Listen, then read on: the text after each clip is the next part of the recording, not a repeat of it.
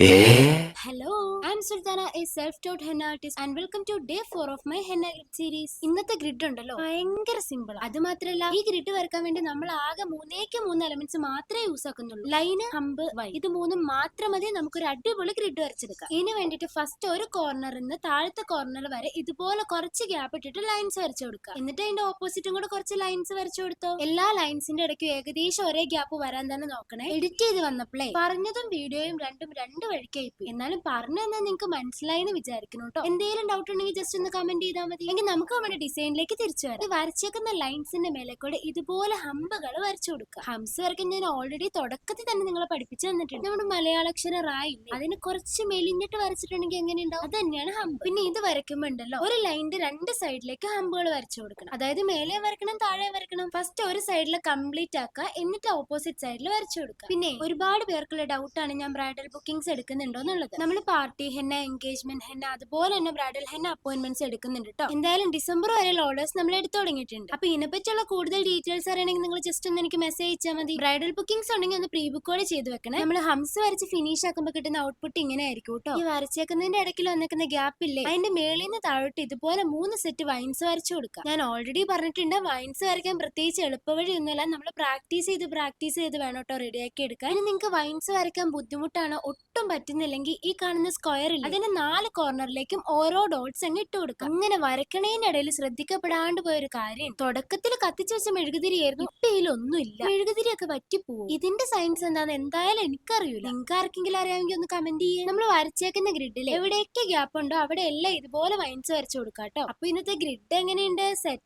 അല്ലേ? ഇന്നത്തെ വീഡിയോ നിങ്ങൾക്ക് യൂസ്ഫുൾ ആയെങ്കിൽ ലൈക്ക് ചെയ്യുക, കമന്റ് ചെയ്യുക, സബ്സ്ക്രൈബ് ചെയ്യുക. ഇൻസ്റ്റാഗ്രാം അക്കൗണ്ട് ഫോളോ ആക്കാൻ മറക്കണ്ട. അപ്പൊ ഓക്കെ, ബൈ.